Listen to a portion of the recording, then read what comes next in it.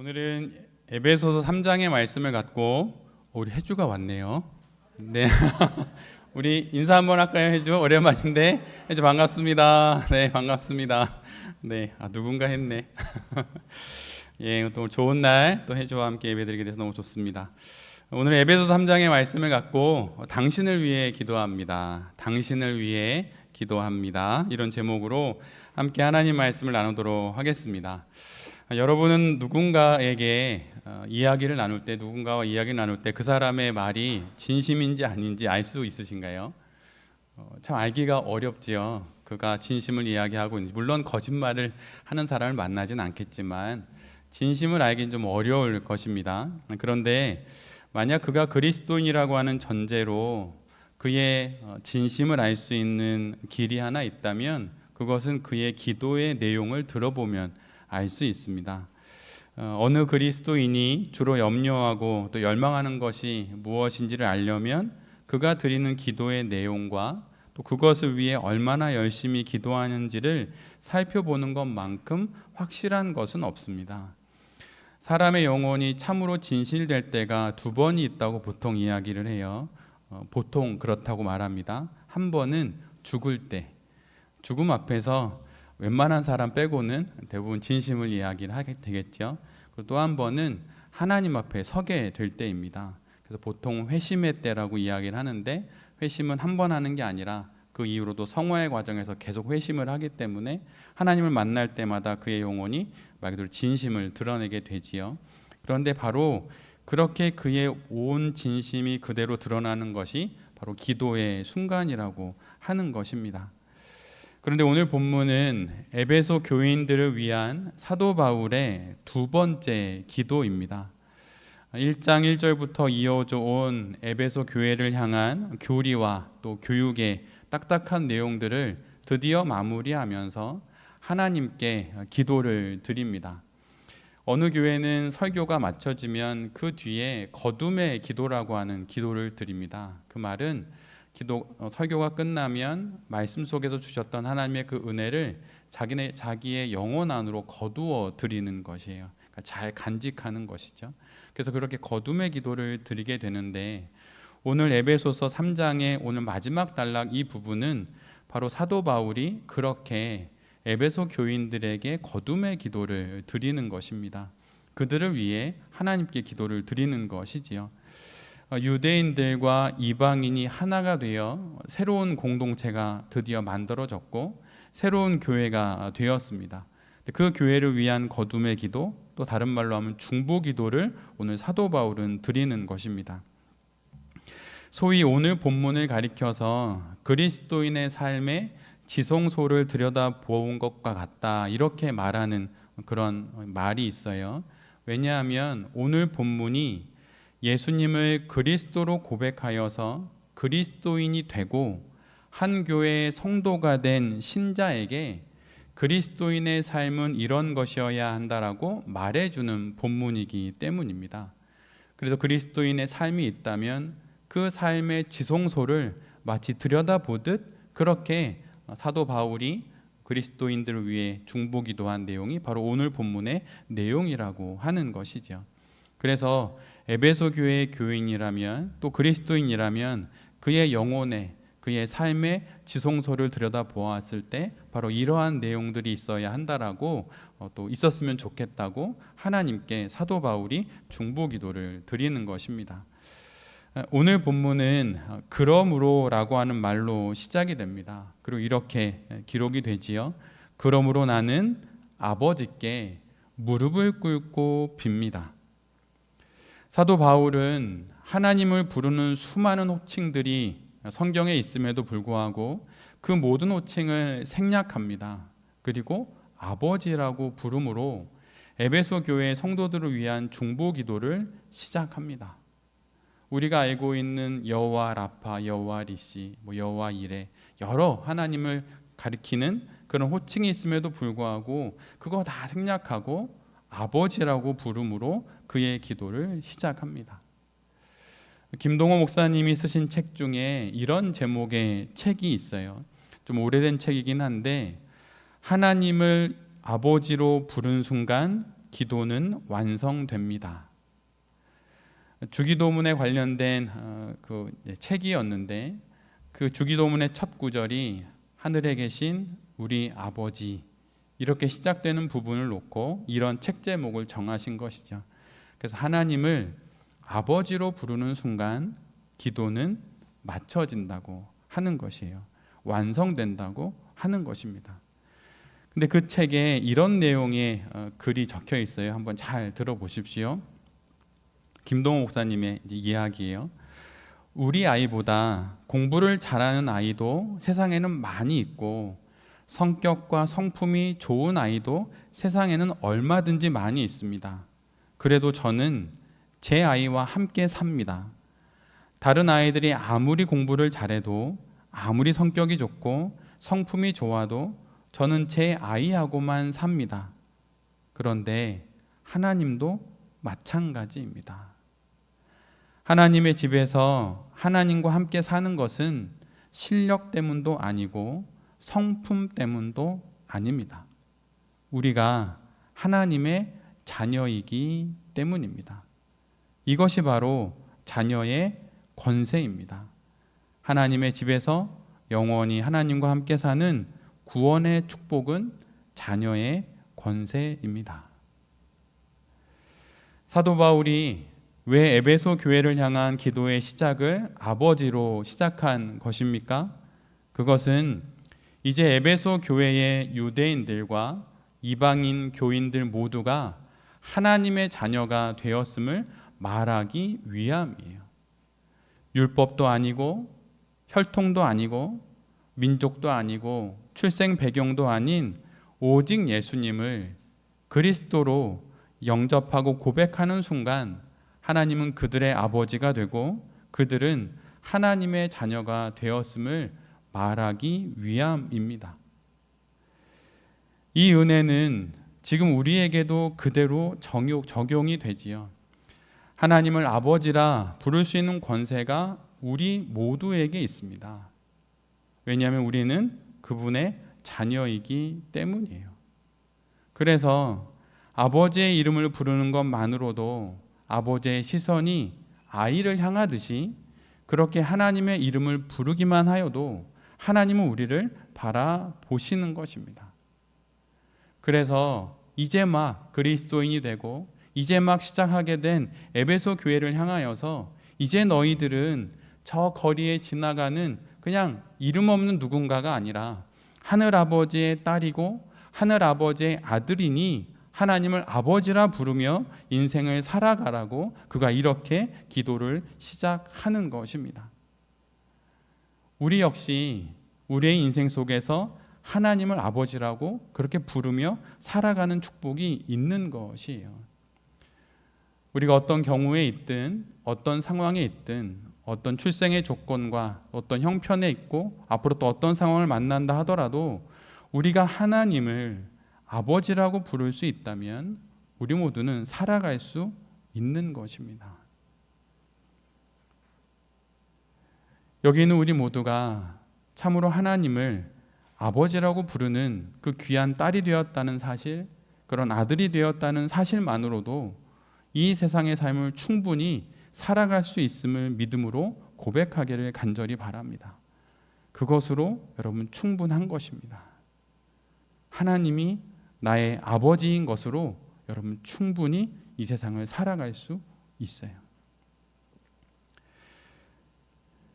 그리고 사도 바울은 에베소 교인들이 하나님을 아버지로 불러야 한다고 말하면서 여기에 한 가지 의미를 더 포함하고 있는데 그것은 그들 모두가 하나님을 아버지로 부름으로 인하여서 이제는 한 가족이 되었다는 것을 밝히 드러내 보입니다. 오늘 본문 15절은 이렇게 기록합니다. 아버지께서는 하늘과 땅에 있는 각 족속에게 이름을 붙여주신 분이십니다. 그런데 여기서 족속으로 기록된 헬라어 원어는 그 원래의 뜻은 온 가족이라는 뜻이에요. 즉 예수 그리스도를 믿는 유대인과 또 이방인들 모두는 한 분이신 하나님, 그분을 아버지라고 고백하면서 이제는 한 가족이 되었다는 것입니다. 한 성씨를 가진 형제와 자매가 되었다는 뜻이에요. 하나님께서 우리 모두를 예수 그리스도를 통해 한 가족이 되게 하시고 또한 이름을 붙여 주신 것입니다. 그래서 교회에서 서로를 향해서 형제님, 자매님 이렇게 부르는 이유가 바로 여기에 있는 것이에요. 그저 친근하게 그렇게 부르는 것이 아니라 하늘 아버지를 우리의 아버지라고 고백함으로 마치 한 성씨를 가진 형제와 자매가 된 것처럼 그렇게 우리가 주님 안에서 한 형제가 되었기에 한 가족이 되었기에 서로를 가리켜서 이런 호칭을 서로 부르게 되는 것입니다. 그리고 교회와 가정의 그 원리가 유사한 것이 바로 이런 이유에 있는 것이에요. 그래서 단순히 교회는 어떤 종교적인 생활을 하는 일주일에 한 번 잠깐 시간을 내어 참여하는 그런 모임이 결코 아닌 것입니다. 비록 우리가 일상 속에서 생활을 해야 되기 때문에 일주일 중에 6일 이상은 사회에서 또 각자 있는 처소에서 생활은 하지만 우리의 정체성은 하나님을 아버지라고 고백하는 형제와 자매로 한 가족이 되었다는 것이에요. 그래서 교회는 결코 사업체처럼 운영될 수도 없고 어떤 목표를 이루어야 하는 사역지처럼 운영될 수도 없는 것입니다. 어느 한 가정이 만약에 어떤 사업적인 목적, 경제적인 이익을 목적으로 온 가족이 모여 있다면 더 이상 그것은 가정이 아니겠지요. 가족이 이루어야 할 어떤 사역의 목표가 있다면 더 이상 그곳은 가정이 아닐 것입니다. 가정은 그냥 한 부모님 밑에 태어나서 모여서 살아가기에 가정이 되는 것이죠. 근데 교회도 마찬가지입니다. 우리가 하나님을 아버지라 부르고 그분 앞에서 우리가 형제 자매가 되는 이런 귀한 하나님의 그 은혜의 원리들 가운데 우리가 더 아름다운 신앙 인생을 살아가도록 그렇게 애써야 할 것입니다. 사도 바울은 이렇게 이야기를 한 이후에 기도를 하면서 특별히 특이한 모양으로 기도를 합니다.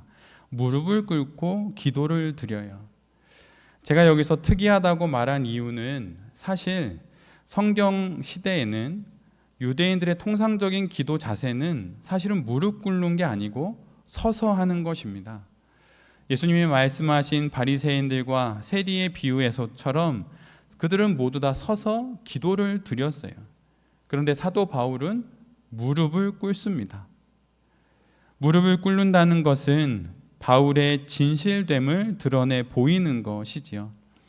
성경에도 무릎을 꿇고 기도한 경우들이 몇 군데 있습니다. 예수님도 겟세마네 동산에서 얼굴을 땅에 대고 엎드려서 기도를 드리셨고 스데반도 순교의 그 시련 앞에서 무릎을 꿇고 기도를 했습니다. 사실 성경은 우리에게 어떤 자세로 기도를 해야 하는지 특별히 이렇게 법처럼 정해놓거나 그렇지는 않습니다. 무릎을 꿇고 기도할 수도 있고 앉아서 할 수도 있고 우리가 예전에 배웠던 것처럼 걸으면서 할 수도 있고 또한 너무 힘들면 누워서도 기도할 수 있습니다. 그러나 사도 바울은 오늘 에베소 교회와 그 교회의 교인들을 향하여 70이 넘은 나이에 간절함으로 인해서 무릎을 꿇을 수밖에 없었던 것이에요. 무릎을 꿇게 된 이유는 보이지 않는 사도의 내면의 간절함과 진실됨이 그로 하여금 어쩔 수 없이 무릎을 꿇게 한 것이죠. 우리에게도 이러한 진실됨과 간절함 가운데 하나님 앞에 무릎 꿇는 그런 기도가 있어야 합니다. 여러분 기도 어떻게 하시나요? 아니면 혹 스스로 한번 대답해 보세요. 여러분 기도를 하십니까? 하나님을 향해 우리의 영혼의 무릎이 굽어지지 않고 우리의 무릎이 꿇어지지 않으면 여러분 신앙생활하는 건 정말 어렵습니다. 사람을 찾아가서 아무리 위로의 말을 들어도 여러분 백해무익해요. 아무런 도움이 안 됩니다. 저를 찾아와서 저와 이야기를 나누시는 많은 분들이 해가 지나 다시 찾아오는 경우들이 종종 있어요. 근데 그분에게 지난 세월의 신앙생활을 물어봐요. 그럼 신앙생활이 이렇게 진실하고 이렇게 좀 꾸준하고 그런 게 없어요. 그래서 끊임없이 사람들을 계속 찾아다닙니다. 제가 아니면 또 다른 누구, 또 다른 누구 이렇게 되는 것이에요. 그런데 우리가 회복해야 될 것은 사람을 찾아다니는 그런 발자국이 아니라 하나님 앞에서 무릎 꿇는 영혼의 그 무릎입니다. 진실된 기도가 없이는 신앙 인생을 살아갈 수 없어요. 사람이 코끝에 호흡이 없으면 죽은 것이듯이 성도의 영혼의 호흡인 기도가 없으면 그 신앙 인생은 죽은 것과 같습니다. 정말 그래요. 신앙 생활을 이어가지만 자꾸 시들어갈 뿐입니다. 그러나 기도를 드리면 영혼에는 생기가 돌아요. 기도가 마치 하늘의 단비처럼 영혼에 내려져서 그로 하여금 살아나게 하기 때문입니다. 비가 한참 안 오다가 비가 한번 내리고 나면 그 다음날 아침에 산이나 들을 보면 잎사귀들이 아주 푸르른 것을 발견하게 됩니다. 그 이유가 무엇인가요? 하늘의 단비를 맞았기 때문이에요. 그래서 물기를 한껏 머금고 녹색을 확 드러내는 것이죠. 우리의 영혼이 자꾸 시들어지고 그냥 시시한 것처럼 인생을 살아가는 이유는 하나님으로부터 오는 영혼의 단비를 맞지 않기 때문이에요. 그래서 여러분 시간을 내서 기도하셔야 합니다. 시간을 만들어서라도 여러분 기도를 하셔야 해요. 기도가 살아나면 영혼이 살아납니다. 영혼이 살아나면 인생이 살아납니다. 만약 지금 여러분의 인생이 시들시들하고 여러 고민과 생각으로 힘들다면 교제도 해야 하지만 또 예배도 드려야 하지만 말씀 묵상도 하고 찬양도 하고 해야 하지만 여러분 기도를 하십시오. 10분, 20분 이렇게 안 해도 돼요. 제일 먼저 단 5분이라도 사람 찾지 말고 단 5분이라도 그 자리에 그냥 머물러 두 손을 모으고 하나님을 향해 고개를 들고 하나님을 바라보시는 그 시간을 단 5분만이라도 가지십시오. 5분이 힘들면 여러분 단 2분만이라도 가지십시오. 그것으로부터 새롭게 우리의 영혼이 살아나기 시작할 것입니다. 그리고 그렇게 기도할 때 만약에 주님의 은혜로 말미암아 무릎을 꿇어야 된다면 여러분 무릎을 꿇으십시오. 무릎을 꿇고 하나님께 기도하십시오. 가장 영적인 것은 실은 가장 육적으로 구현되게 되어 있어요. 가장 영적이신 하나님이 가장 육적인 인간으로 이 땅에 오신 것으로 우리가 그 사실을 알 수 있습니다. 만약 나의 영혼이 참으로 하나님 앞에 무릎 꿇는 영혼이 되었다면 그는 자신의 육체의 그 무릎으로 반드시 하나님 앞에 무릎을 꿇게 되어 있습니다.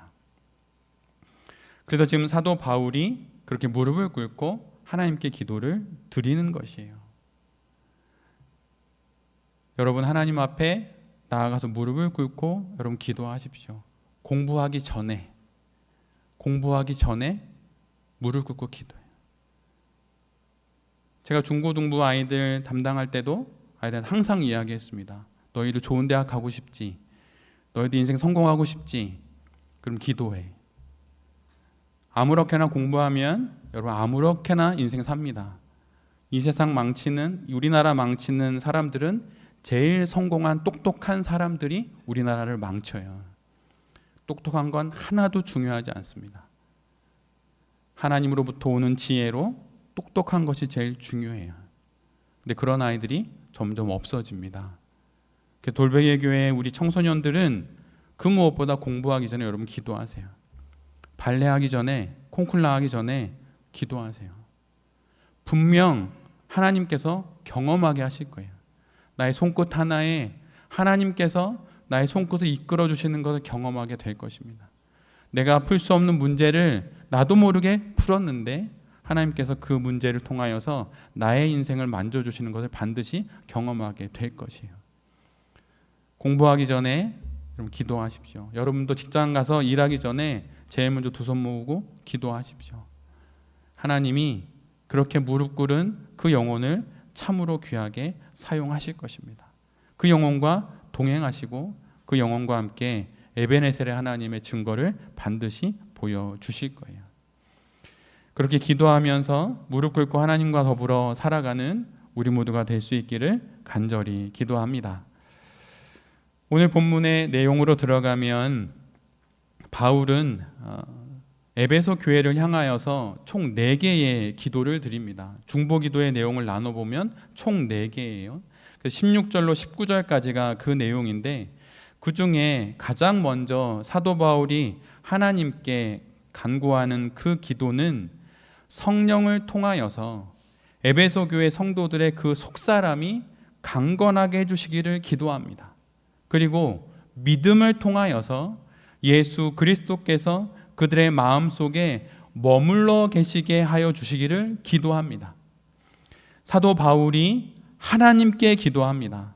에베소 교인들에게 이러이러한 일이 이루어질 수 있게 해달라고 하나님께 기도하는데, 첫 번째가 성령을 통하여서 성도들 안에 있는 속사람이 강건해지기를 기도하고, 믿음을 통하여서 예수 그리스도께서 에베소 교회 성도들의 마음속에 머물러 계시기를 간구합니다.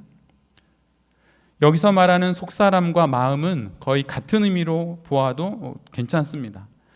성도의 속사람이 하나님의 능력을 입어 강건하게 된다고 말하고 있는데, 무엇으로 그렇게 되는 것입니까? 성령을 통하여 되는 것이에요. 우리의 속사람이 하나님의 능력을 입어 강건해질 수 있는데 무엇을 통하여 그렇게 되는 것입니까? 성령을 통하여 되는 것이에요. 우리의 겉사람이 운동과 적절한 영양 공급으로 건강해지듯이 성도의 속사람은 성령을 통해서만 강건해질 수 있습니다. 고상한 지식과 그럴듯한 학벌과 좋은 성품과 타고난 인격으로 강건해지지 않는다는 것이에요. 오직 성령을 통해서만 속사람은 강건해집니다. 교회를 두고 하는 서양의 속담 중에 이런 말이 있어요. 성령 받지 말고 목회나 해라.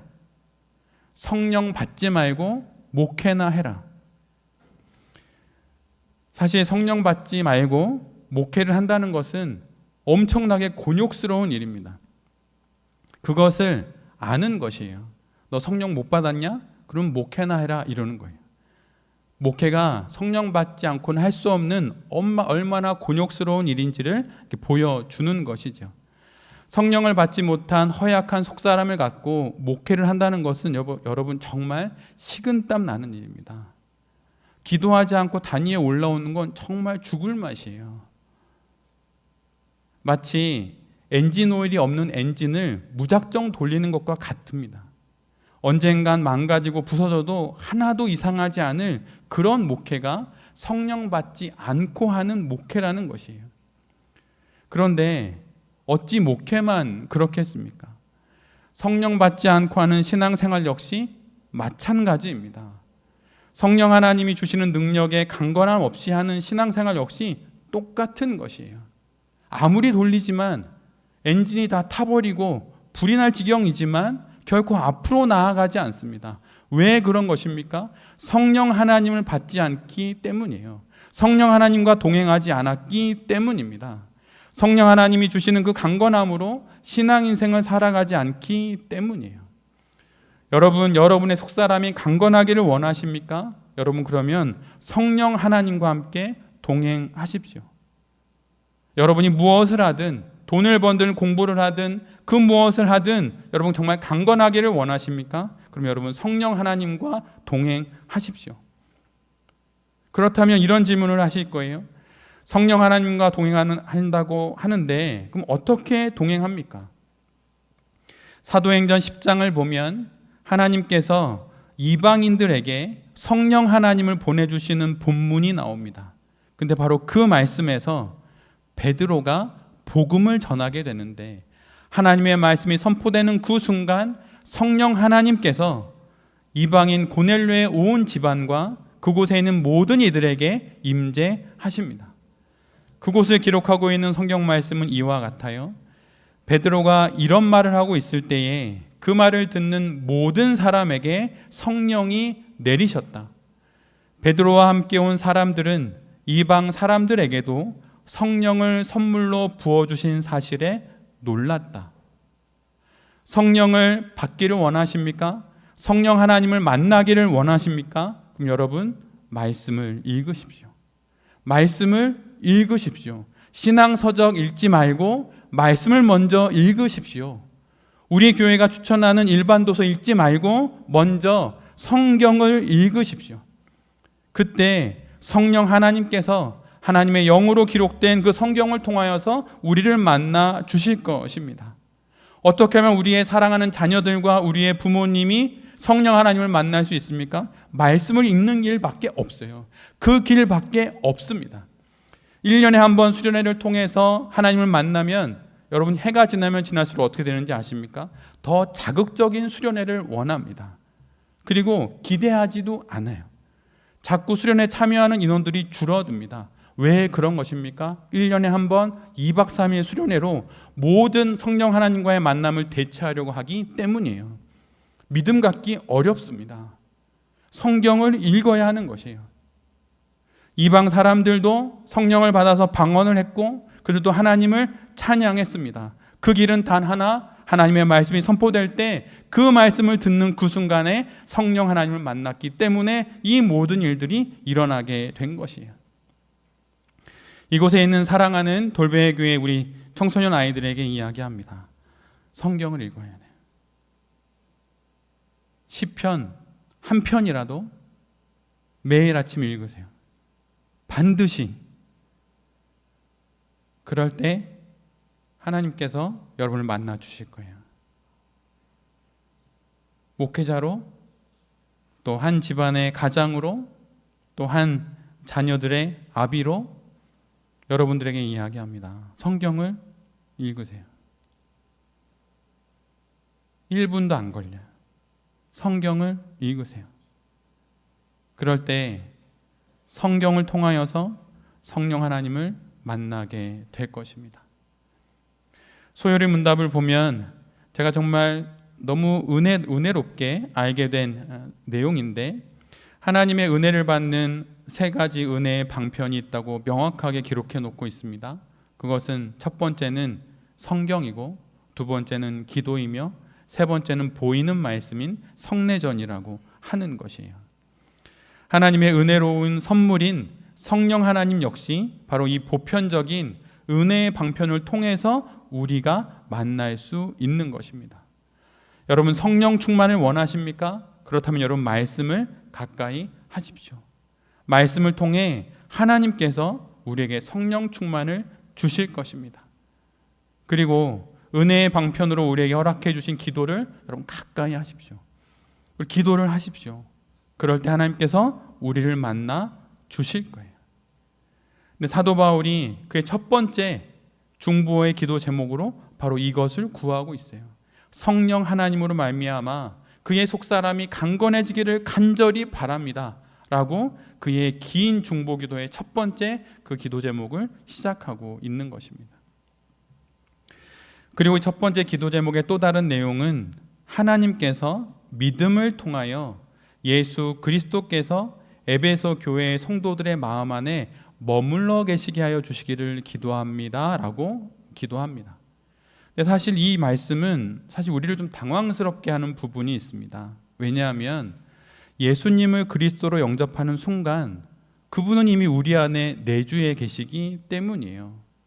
그리고 성경 고린도전서 6장 19절도 여러분의 몸은 여러분 안에 계신 성령의 성전이라는 것을 알지 못합니까? 라고 말하고 있습니다.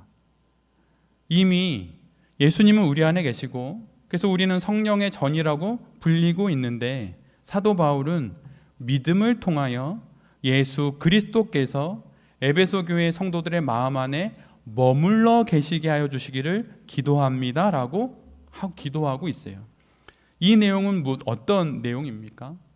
근데 이 내용을 이해하기 위해서는 사도 바울이 고백한 그 기도문의 한 문장 머물러 계시기를 라고 하는 그 말의 원어의 뜻을 알아야 해요. 그 원어의 뜻은 그냥 잠깐 머무는 것이 아니라 영구적으로 그것에 눌러 앉아서 거주해 주시기를 바란다, 이런 뜻입니다. 잠시 잠깐 전세로 2년 계약하고 살거나 월세 내면서 사는 게 아니라, 여행지의 숙박객처럼 하룻밤 묵어가는 것이 아니라 하나님의 집으로 삼으셔서 그곳에 주인으로 계셔서 그곳에 완전히 거주해 달라고 말하는 것이 바로 머물러 계시기를 기도합니다라고 하는 것이에요. 소유권이 이제 집주인에게 넘어간 것처럼, 완전히 예수님의 이름으로 등기부 등본에 이름이 적힌 것처럼, 한 나라의 영토와 영예와 영공이 그렇게 있는 것처럼 우리가 하나님의 그러한 집이 되어서 우리 안에 하나님이 거주하심으로 영원히 우리를 통치해 달라고 말하는 것이 바로 이 기도의 내용이라고 하는 것입니다. 우리가 구원받아 신자가 된 것은 사실이지만 아직 그것으로 끝난 것은 아닙니다. 우리가 신앙을 갖게 된 것은 죄에서 의로 옮겨진 것이고, 그 이후에 우리에게 주어진 것은 그 의로운 삶을 살아내야 하는 그 삶이 남아 있는 것이에요. 그 과정이 남아 있는 것입니다. 즉, 예수 그리스도의 통치를 더 많이 받아야 할 우리의 삶의 영역들이 아직도 많이 있다는 것이에요. 만약 나의 영혼의 눈이 하나님의 통치를 받고 있다면 이젠 나의 입이 하나님의 통치를 받아야 하는 것이고, 나의 입이 하나님의 통치를 받고 있다면 나의 손이 하나님의 통치를 받아야 하는 것입니다. 그렇게 에베소 교회의 교인들 안에 예수님께서 머물러 주셔서 그렇게 통치해 달라고 하는 그 기도가 바로 사도 바울의 에베소 교인들을 향한 첫 번째 기도의 내용이라고 하는 것입니다. 우리 역시 마찬가지입니다. 우리가 목회자가 됐든 어떤 중직자가 됐든 신앙생활의 연륜이 얼마가 됐든 여전히 우리에겐 하나님의 통치를 받아야 하는 땅이 여전히 남아 있습니다. 미래에 대한 염려든 재물에 대한 걱정이든 자녀들에 대한 근심이든 부모님에 대한 염려든 우리가 아직 여전히 하나님 예수 그리스도의 통치를 받아야 할 그곳이 남아 있다는 것이에요. 그래서 사도 바울이 에베소 교회의 교인들을 향하여서 예수 그리스도의 통치가 영원히 이루어지게 해달라고 기도하는 것입니다. 오늘 우리에게 주신 이 말씀이 바로 돌베개 교회와 바로 내 자신을 위해서 주신 하나님의 말씀인 것을 기억하고 그 말씀을 따라 우리에게 주신 인생을 잘 살아가는 우리 모두가 되기를 간절히 기도합니다. 하나님을 아버지라 부르고 아버지라 부름으로 우리 모두가 한 가족이 되었다는 사실을 여러분 기억하십시오. 그래서 서로가 서로를 바라볼 때 하늘 아버지 안에서 형제된 가족된 시선으로 바라보고 그렇게 말하고 그렇게 서로를 귀하게 여기는 우리 모두가 되기를 간절히 바랍니다. 그리고 또한 성령 충만하여서 하나님 앞에서 속사람의 강건함을 경험하게 되고 믿음을 통하여서 그리스도 예수의 영원한 통치를 우리의 생이 다하는 그날까지 점점점 더 많이 받게 되는 우리 모두가 되기를 간절히 바랍니다. 그렇게 될 때에 우리에게 주신 이 인생을 참으로 아름답게 살아갈 수 있게 될 것입니다. 사도 바울이 에베소 교회를 위하여서 너희를 위해서 내가 이렇게 기도한다라고 말씀하셨던 것처럼 성령 하나님께서 우리를 위해서도 이러한 기도 제목으로 계속 기도하고 계십니다. 그 사실을 기억하면서 우리에게 주신 인생들을 잘 살아가는 여기 계신 모든 성도님들과 또 이 말씀을 전하는 제 자신이 될 수 있기를 간절히 기도드립니다. 아멘.